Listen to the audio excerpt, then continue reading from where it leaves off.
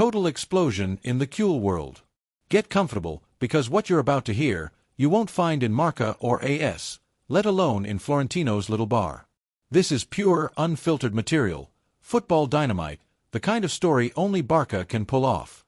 Today, I'm telling you about the plot that's about to set the offices on fire, split the Madrid press in half, and make the Camp Nou shake like rarely before in its recent history. We're talking about the return of the prodigal son, the kid who dreamed at La Masia of being like Messi, the Japanese talent that fate diverted to Valdebebas but who never stopped beating to the Blaugrana rhythm.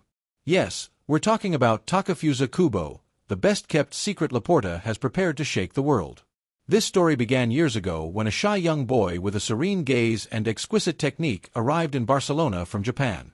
At La Masia, he learned to play in one touch, to move the ball like it was music, to interpret spaces as if reading poetry in motion. Kubo was 100% Barca DNA, but then came the FIFA sanction, that injustice that forced the club to part ways with young promises and opened a wound in the hearts of Kuhls. That day, something broke, because we knew we were losing a unique talent, a kid who breathed Blaugrana football.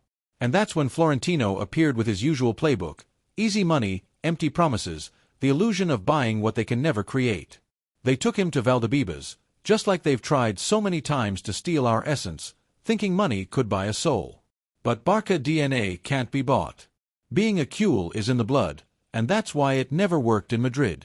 They sent him on loan from one place to another as if he were an old piece of furniture with no place. Mallorca, Villarreal, Getafe, back to Mallorca. An endless journey where the only thing they proved was that they have no idea how to develop young talent. While they wasted the Japanese prodigy, he grew, matured, and learned to fight for every minute. And when he arrived at Real Sociedad, he exploded. There we saw the real Kubo, electric on the wing, sharp dribbling, the audacity of a star, and the vision of a great footballer. There, he confirmed what we already knew at La Masia. This kid was destined to shine in the Blaugrana jersey. And now, imagine the scene: Camp Nou, a Clásico against Madrid. Minute 85, the score tied. Lewandowski controls the ball, lays it off to PEDRI, and the Canarian delivers a perfect through pass. The ball reaches Kubo, who faces Carvajal with the calm of a samurai. He feints, beats him on the outside, and fires a precise left-footed shot into the far corner. Goal! The stadium erupts in a deafening roar. Laporta smiles, champagne glass in hand, toasting from the stands, while Florentino sits frozen in his seat, wishing the earth would swallow him whole. That moment would be more than just a goal. It would be revenge for years of injustice, the eternal reminder that Barca always reclaims what belongs to it. But here's the sweetest part: Madrid still retains a percentage of his rights. That means if Barca signs Kubo, Florentino would get a commission. Can you imagine the humiliation? Every goal Kubo scores at the Camp Nou would also be a penny dropping into his worst enemy's coffers. It's like paying the electricity bill to light up your ex's party.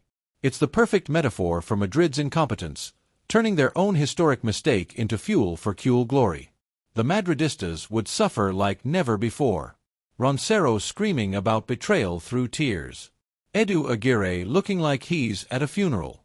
Pedrerol inventing smoke around Mbappe to distract his flock. Meanwhile, Kuhl fans would celebrate, share memes, and flood Twitter with #KubaKuhl. And this isn't just about football, Kuhls. It's about business, expansion, and global strategy. Signing Kubo would place Barca at the center of the Asian market. Millions of jerseys sold in Japan, stadiums packed on tours in Tokyo and Osaka, sponsors fighting to associate with the club. It would be like what happened with Ronaldinho in Latin America or Messi in Argentina, but this time on the most populous continent in the world. Barca would return to the top with real football, while Madrid continues selling smoke. They try with propaganda, we succeed with talent. That's the difference, Kuhls. They dance on TikTok, we dance on the pitch. That's why I say this isn't just a rumor. It's the perfect scenario for poetic justice. The prodigal son returning, the kid they tore away from us coming back as a man, katana in hand, ready to slice every Madrid move to pieces. Imagine every Clásico, every Champions League night, every match with Kubo in Blaugrana. Imagine the fear in Chamartin, the silence at the Bernabeu, the Madrid headlines desperately trying to spin the unspeakable, while we laugh, celebrate, and know that football, when it wants to, puts the pieces back where they belong. Kubo's place was never Valdebebas. It never was. His home has always been and always will be the Camp Nou. But let's go further, Kules, because the Kubo affair isn't just a romantic memory or a wave of nostalgia. Kubo isn't just a player who transcends sports. He's a global asset, a footballer who draws cameras, generates headlines, and multiplies the audience of any match he plays in. And that's where Laporta comes in. A master of big moves, a chess player who shifts pieces with a vision 10 steps ahead. Laporta knows that with Kubo, we win on the pitch and in the bank account, in marketing, and in pride. And there's nothing a cool president loves more than restoring Barça to its rightful place at the top of the world, while Madrid scrambles like headless chickens chasing Mbappé. And pay attention, because the domino effect this signing would trigger would be brutal. Imagine PEDRI, GAVI, LAMINE, YAMAL, and Bald, all these La Masia kids watching as a player who walked the same halls, the same corridors, returns now as a star. It would be a powerful message, a reminder that Barça always takes care of its own, even if fate tears them away for a time.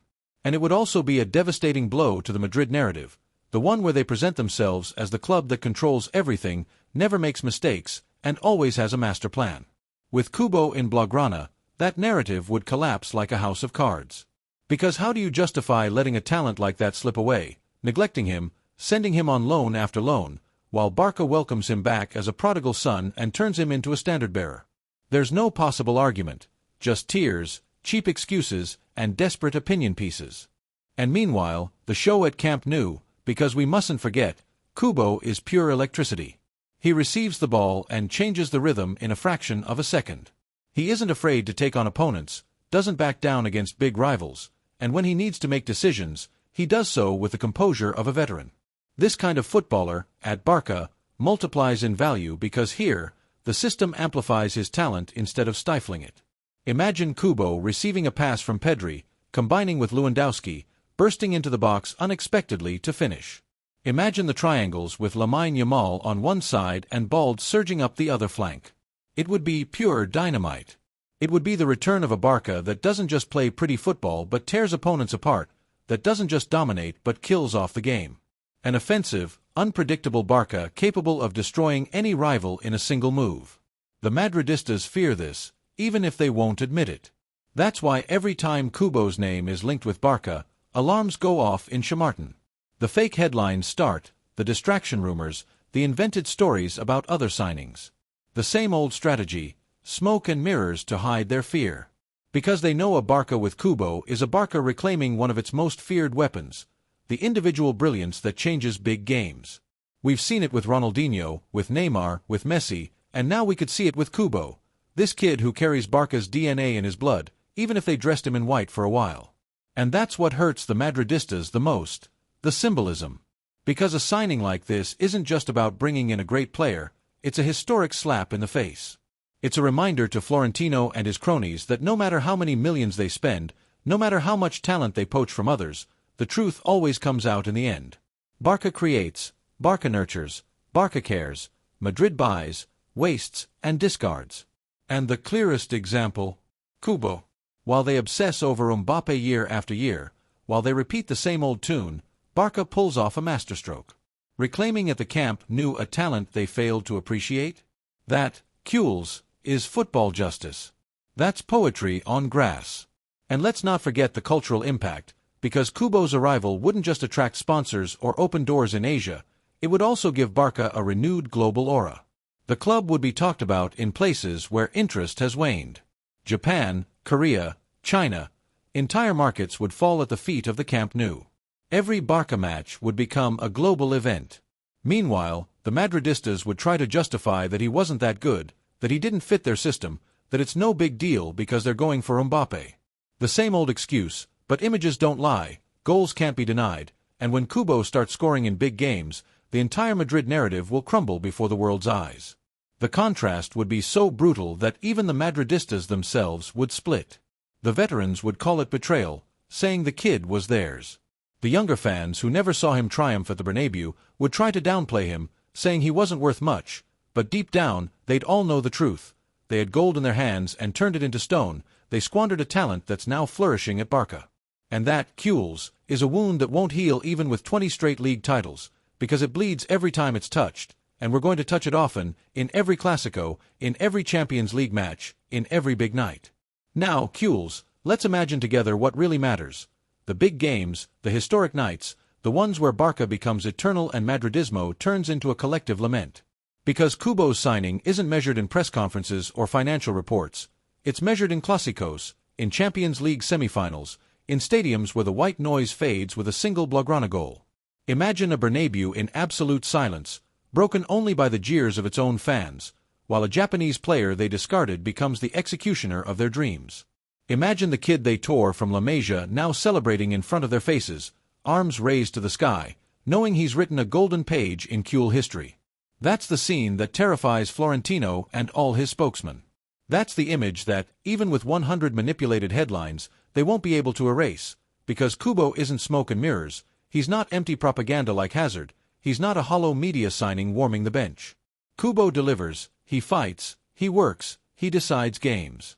We've seen it at Real Sociedad, where he became a Madrid nightmare.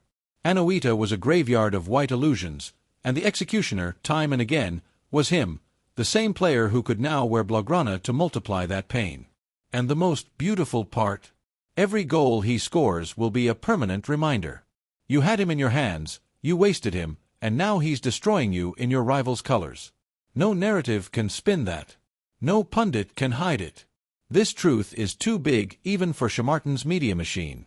And of course, the media spectacle would be worthy of a comedy. Pedrerol with his signature, Bomba, Bomba, falling flat, his face contorted. Roncero screaming about betrayal with tears in his eyes. Edu Aguirre scrambling for childish excuses. Meanwhile, on social media, the Yuletide celebrates with memes, videos, even virals. The photo of Kubo in the Blaugrana jersey would trend worldwide. In Japan, millions of fans would change their profile pictures to the new Kuhl hero. And in Madrid, rage would mix with the shame of knowing they failed to nurture what was theirs. Because that's the truth, Kules. Barça creates, Barça shapes, Barça educates, Madrid buys, discards, and destroys. And Kubo is the perfect example of that difference. Let's not forget the emotional dimension, because Kubo's return isn't just a signing, it's a story of redemption, of poetic justice. It's destiny correcting a wrong. The kid who grew up dreaming of the Camp Nou, who was torn away by greed, returns as a man to reclaim what was always his. That, Kules, is a movie script, and football, when it wants to, writes stories more epic than Hollywood. Who wouldn't be moved seeing Kubo return to La Masia, walking through the halls where he grew up? Who wouldn't dream of seeing today's youngsters follow in his footsteps? It would be a symbol, a reminder that even if you're torn from your path, you can always come home. And tactically, the fit is perfect. Kubo can play as a right winger with his lethal left foot, he can link up inside with Pedri, he can alternate with LAMINE YAMAL and turn that flank into a nightmare for any defense. Imagine Bald surging forward on the outside, LAMINE attacking deep, and Kubo receiving between the lines to make the decisive play. A lethal offensive triangle that would make any European rival tremble. And the best part? We're not talking about smoke and mirrors, we're talking about real football. Kubo's stats prove it. Successful dribbles, key passes, duels won. He's not a promise, he's a proven player. And at Barça, that present can turn into legend. The Madridistas know it, and that's why they're afraid. That's why they invent distractions with Mbappé every time Barça pulls off a masterstroke. Because they're not afraid of losing a player, they're afraid of us having him. They fear reliving another era of Kuhl dominance, another cycle where Clásicos are a nightmare and Champions League trophies fall our way. They fear seeing another golden generation formed by La Masia kids, strengthened by the talent of someone they discarded. That's their real fear, Kuhl's. And that's why this story carries so much power. It's not just football, it's historical revenge, karma in its purest form. Meanwhile, Florentino mutters in his flimsy office, repeating his favorite mantra, "It doesn't matter, we have Mbappé." The same Mbappé they've been promising for a decade and who never arrives. The same recycled smoke they use as a smokescreen every year, but this time, there won't be a curtain to hide the sun.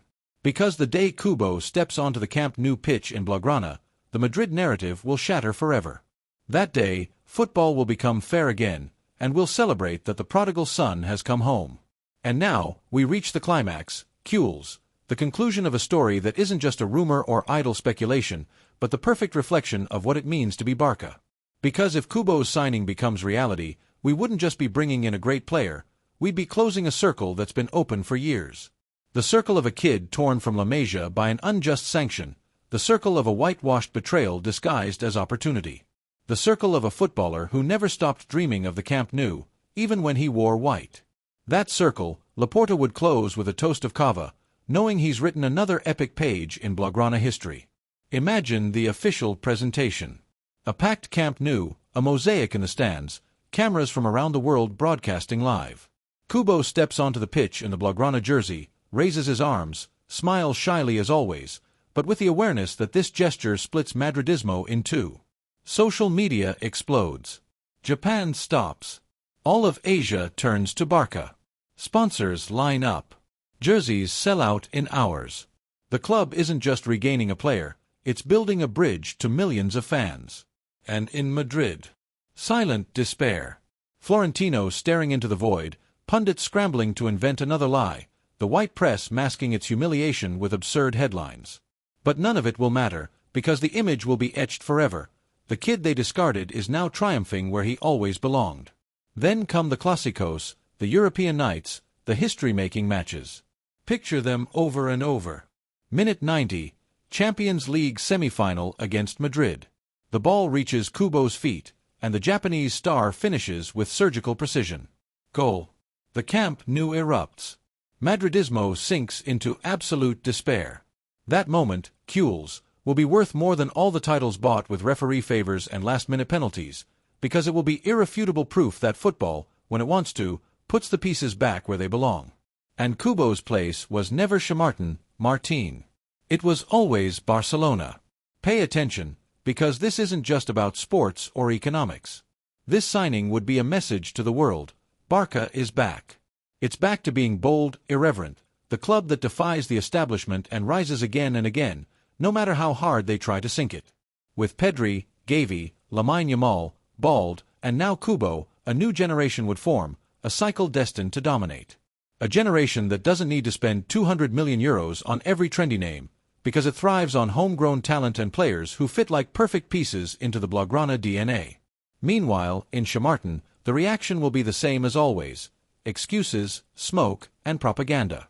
They'll say Kubo didn't fit the system, that he wasn't good enough, that it doesn't matter because they have Endrick, because Mbappe is tied down.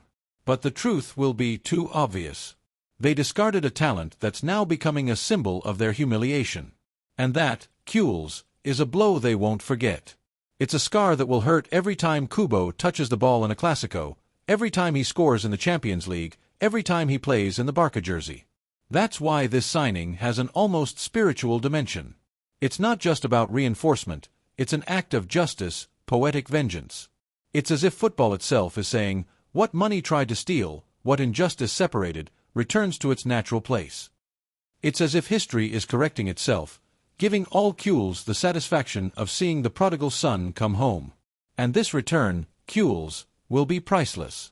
It will be a blow for pride, identity, and soul.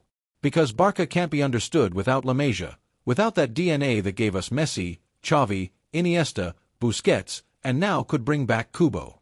At this point, only one clear question remains. Do you want it, Kules?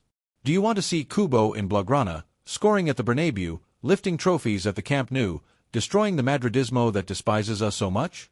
If the answer is yes, now's the time to show it. Leave it in the comments. Fill this video with your shouts. Kubo is coming home. And don't forget to subscribe and share, because the day Laporta drops the bomb, the day Kubo walks through that door with the crest on his chest, all of Madridismo will be scarred forever.